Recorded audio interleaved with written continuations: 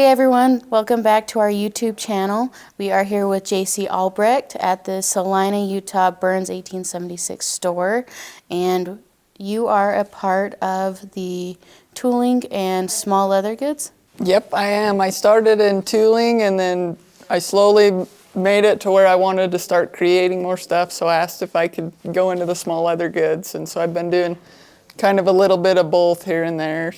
Okay, so tell us how you got into that. What made you want to do this? Well, I've always been into art just growing up. I like drawing and stuff like that, and I've been around horses my whole life. My grandpa's, he's had race horses growing up. My dad's had horses. All of his brothers were into the roping and stuff like that. So I've kind of just been around the culture a lot of my life, and my grandpa did a little bit of leather work, and I was always interested in it, and I didn't really know what I wanted to do growing up, actually, and I had someone tell me that Burns was hiring, and I was like, oh, that sounds like a fun job. That would be cool to go learn to do stuff with my hands. And so I applied for the job, and they gave it to me. All I told them was I like drawing, and they're like, we'll get you started. They taught me everything I know and worked me up, shaped me up pretty dang good. So, yeah. What was the first thing they taught you? First thing I learned was the tooling, so I had to cut in with my swivel knife for like 2 weeks. I was just practicing on scrap leather. That was the hardest part for me.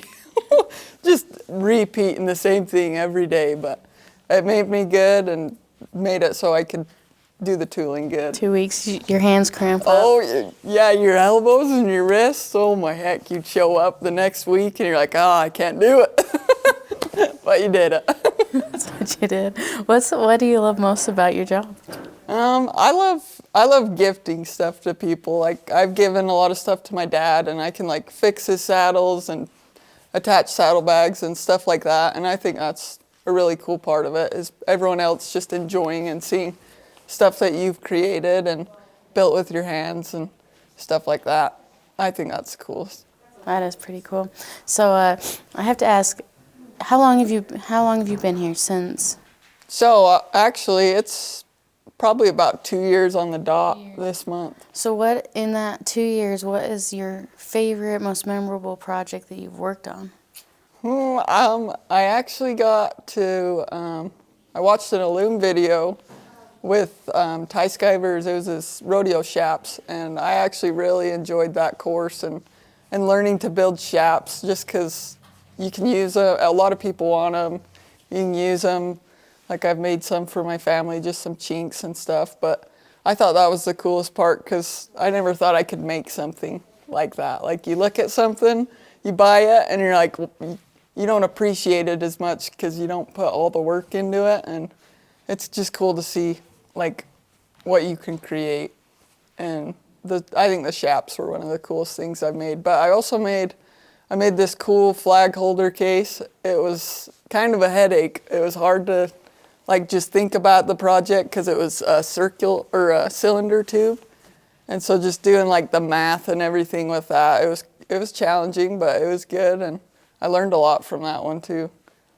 Speaking of the learning, you teach on the learning platform too, right? I do. I've been up to Illume to teach one course so far. I did a rope can purse, and I came up with the pattern and everything and figured all that out, and that was a good time. And I'm about to go up and teach another course here soon. So what's that one going to be? It's going to be a head stall with brow band. It'll be a good course, and it'll be good for immediate leather workers to just create one, because it won't be too fancy or anything. Just basics and get you started on it. What's your favorite part of teaching? Well, there's lots of funny moments in the studio, me and Derek. The last one, I couldn't rivet together. There was this, it was the handle on the purse, and I'd smack the rivet every time, and it kept popping out and popping out. We'd been there all day long. It was a long day, and by the end of it, we were trying to just get that handled, or the strap handle done on that bag, and it was fighting us, and I kept popping undone. That made it into the end of the year video. Me and Derek got quite a kick out of it. It was kind of funny. But the long days of filming will do that to you, and by the end, you're kind of just... a little punchy. Yeah. Yeah. No, that's great. What do you think people that want to take your course, what do you think they'd get the most out of it?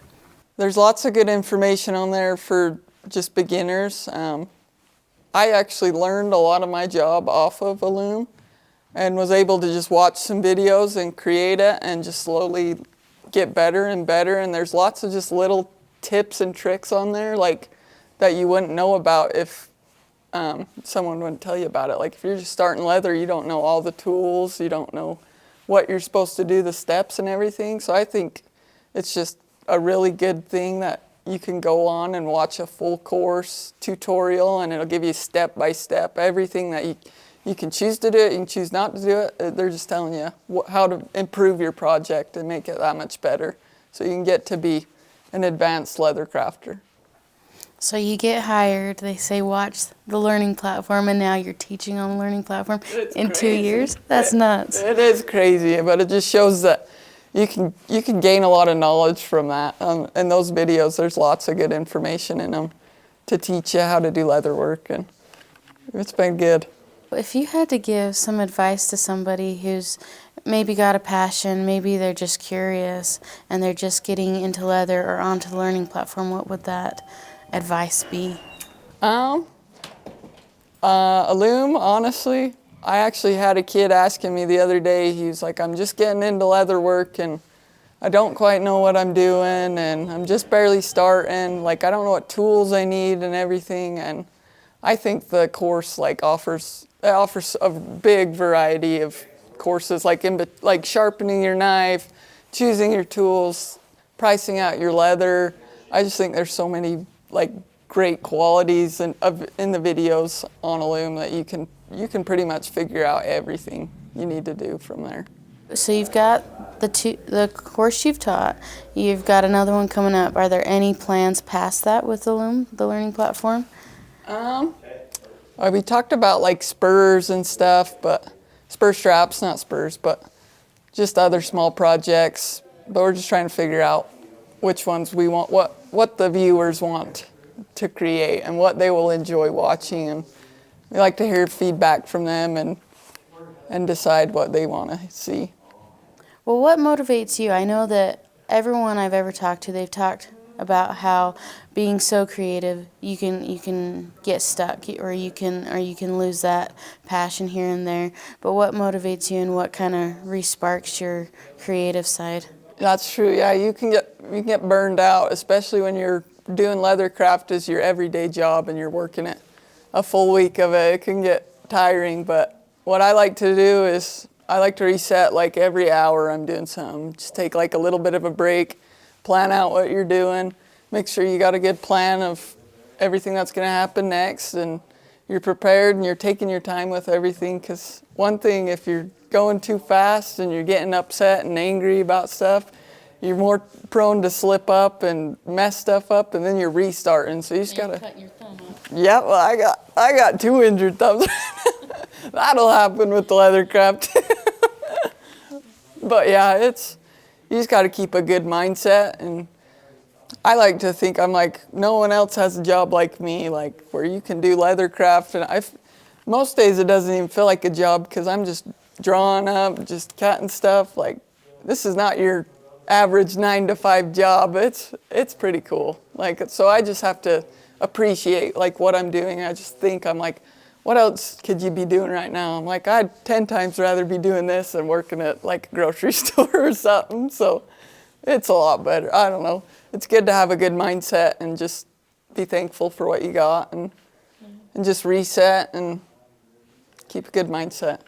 There is a large demographic of people your age that are choosing, between, that 9-to-5, maybe a desk job with a 401k and a pension and whatever that is, or pursuing their passions in leather craft. And you work for Burns, which is a fantastic company that kind of does set you up with that 401k. Mm-hmm. But there's a lot of people out there that are I can either put on a suit and tie all day long, or I can pursue leather.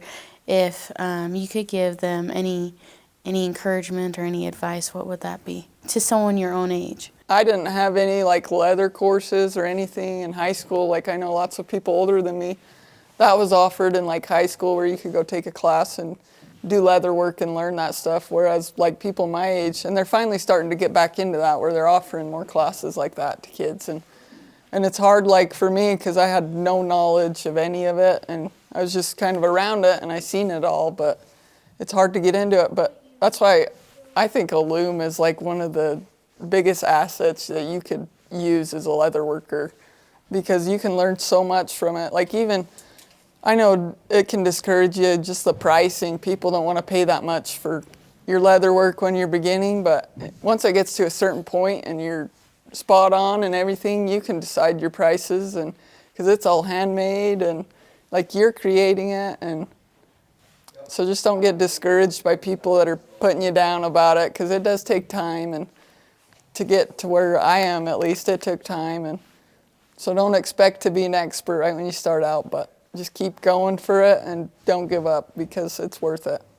If there was something that you know now that you wish you knew 2 years ago when you first started out, what would that be? That's my favorite question to ask everyone. Yeah, that's a brain, yeah. Got to think about that one. I don't know, maybe just, it was nice to have someone that I could ask questions to. Like there at Burns, you got lots of advanced leather crafters that are building these fantastic saddles, and they've done all these projects, and they've made winning saddles for Sheridan and Pendleton and all that stuff. And I think that was one of my greatest assets, was having just someone that could mentor me and just check in with what I'm doing, and not necessarily like showing me the ropes and everything, but just like giving me tips on something and explaining like the process. And that was really helpful to me, was having someone that could visualize it, like put it in the words and visualize it, like I could see it. And I think that was one of the biggest assets I had, was people just around me that could help me figure stuff out. So surround yourself with people that are willing to be helpful. Yep. So when you're not working and you have time, what are you doing in your off hours to reset and keep that creativity going?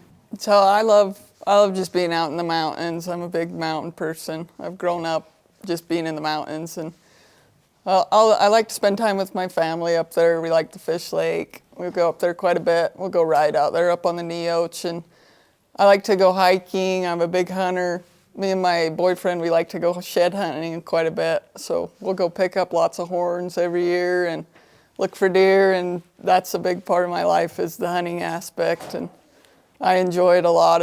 It's just nice being out there and enjoying the nice fresh air, and it's a good time.